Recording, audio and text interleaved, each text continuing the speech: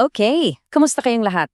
Sa session natin ngayon, aalamin natin kung paano ba talaga i-scale ang artificial intelligence sa isang organization. At hindi to basta-basta ha, kasi ang guide natin galing mismo sa official na Microsoft Learn curriculum. So we're talking about a practical, structured approach para sa totoong resulta. Ready na ba kayo? Let's start! So ano bang aasahan nyo? Ito yung magiging journey natin for today. Uumpisahan natin sa pinaka-basic na tanong, bakit nga ba AI? Tapos we'll dive deep sa AI value framework ng Microsoft. Pag-uusapan din natin yung tamang organization, paano i-empower yung mga tao nyo, parehong business users at yung mga experts, and of course, sa dulo, magkakaroon tayo ng recap para sure na yung key takeaways solid sa atin. Alright, first section, bakit nga ba kailangan nating pag-usapan to? Bakit AI? Simple lang ang sagot, innovation. Kasi, sa business landscape ngayon, ang bilis ng pagbabago, di ba? So, ang pagiging innovative, hindi na yan nice to have. It's a must. Ito na yung susi para hindi ka mapag-iwanan, para manatili kang competitive. At aaminin natin, sa panahon ngayon, pag sinabing innovation, halos automatic na yan, AI agad ang naiisip. Pero here's the thing, kailangan nating linawin to. Hindi sapat yung, mag-automate tayo ng isang process. Hindi yun. Para talagang maging relevant, kailangan i-integrate ang AI sa buong kumpanya. Ibig sabihin, bawat role, bawat department, bawat proseso, kailangan ma-empower. Kasi doon lang tayo makakakita ng tunay na value. It's a total mindset and organizational shift, really. So, ang malaking tanong, paano, 'di ba? Maganda yung idea pero paano natin sisimulan? Well, dito na papasok yung pinaka-core ng discussion natin. Ito yung Unlocking AI Value Framework. Isipin niyo to as your step-by-step guide from Microsoft. Proven na to. Ito yung paraan para hindi tayo ma-stuck sa pilot stage lang at makarating tayo sa, real business impact. Ayan, kitang-kita naman, di ba? 4 na malinaw na hakbang. Step 1, educate and inspire. 2, assess.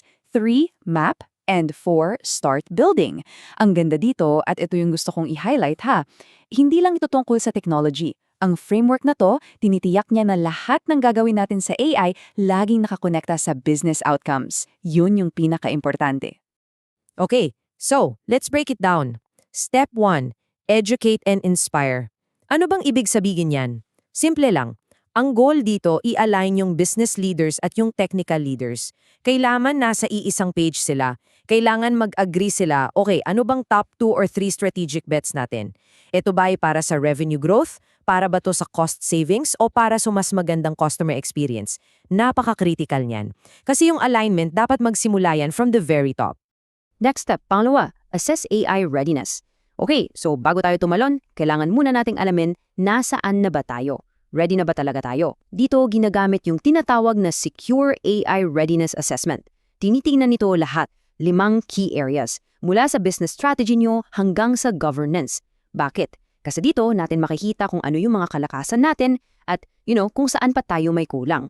Bago pa man tayo sumulat ng kahit isang line of code, kailangan alam natin to. Okay, step 3. Map your AI journey. So meron ka ng alignment, alam mo na kung nasaan ka, ngayon, gagawa ka na ng mapa. Dito natin itinatayo yung Center of Excellence o COE. Ito yung central team na magiging parang guardians ng AI nyo. Sila yung gagawa ng standards, ng mga rules, yung tinatawag na governance guardrails at mga repeatable patterns. Isipin nyo na lang ito yung magiging blueprint nyo para maiwasan yung mga magastos na pagkakamali at the same time, mapabilis yung pag-scale nyo. And finally, yung pang-apat na step sa framework, start building. Ito na yon, action time. Pero hindi to basta-basta build ha. Gagamit tayo ng mga discovery workshop para ma-identify at higit sa lahat, ma-prioritize yung 3 hanggang 5 projects na may pinakamalaking potential. Ang iniimasa natin dito, yung tinatawag na pilot sprawl. Alam nyo yun, yung andaming sinimulang pilot project pero walang natatapos, walang nagiging production. No, dito focus tayo. We're building a portfolio of high-value projects. Okay, so tapos na tayo sa framework. Ngayon, pag-usapan naman natin yung isa pang critical piece, yung organization mismo. Kasi, you can have the best technology, the best strategy in the world, pero kung yung mga tao at yung structure ng kumpanya nyo ay hindi handa, sorry to say, pero it's not gonna work. hindi yan magiging successful. Tingnan nyo tong example ng isang AI governance structure. Ang ganda nito kasi pinapakita niya na hindi lang to trabaho ng IT. Pansinin nyo, may role para sa strategy, may taga-legal, may para sa data, at meron ding para sa risk and responsible AI. So anong ibig sabihin nito? It's a team sport. Kailangan ng iba't ibang expertise para masigurado na yung AI na ginagawa natin ay, ligtas, tama at responsable. At para mas klaro pa, let's highlight yung mga critical roles. Siyempre, andyan yung Chief Digital Officer para sa vision, pero andyan din ang HR. Sobrang importante ng role nila sa culture at skills. Andyan ang IT para sa technical side, at siyempre yung mga line of business leaders, sila yung nasa ground. Lahat sila kailangan mag-usap at magtulungan. So ulitin ko lang po ha, ang AI transformation ay hindi lang project ng IT. It's a whole of company effort.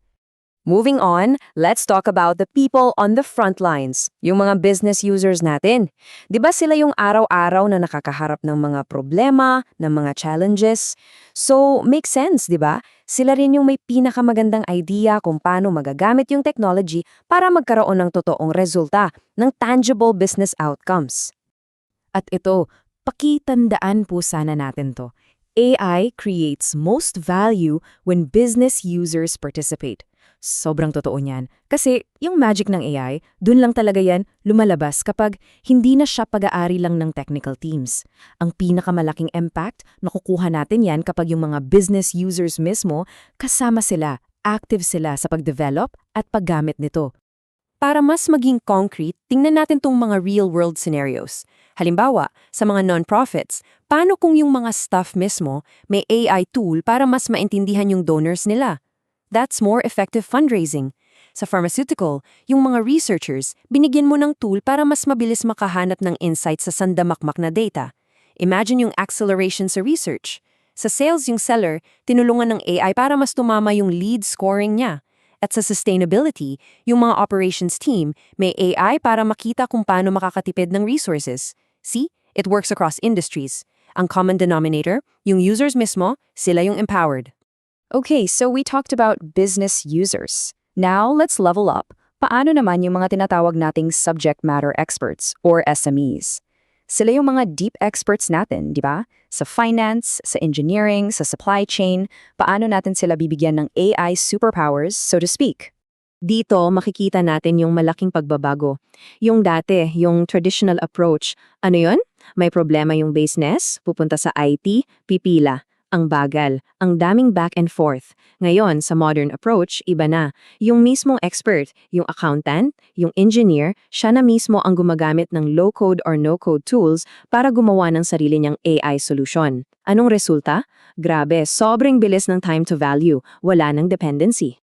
At hindi to pangarap lang Totoo na to. May mga platforms na for this like yung Microsoft Power Platform and Foundry. Imagine, gamit yung mga tools na to, yung expert niya sa HR o sa finance, kaya niyang gumawa ng sarili niyang app or mag-automate ng isang process nang hindi kailangang magsulat ng kahit anong code.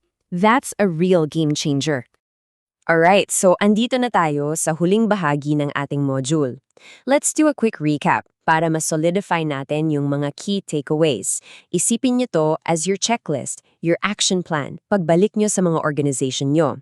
So, ano yung mga pinaka-importante? Number 1, hindi lang tutungkol sa tech, kailangan ng structured approach. Number 2, sundin yung 4-step framework ng Microsoft Educate, Assess, Map, and Build. Tandaan nyo yan.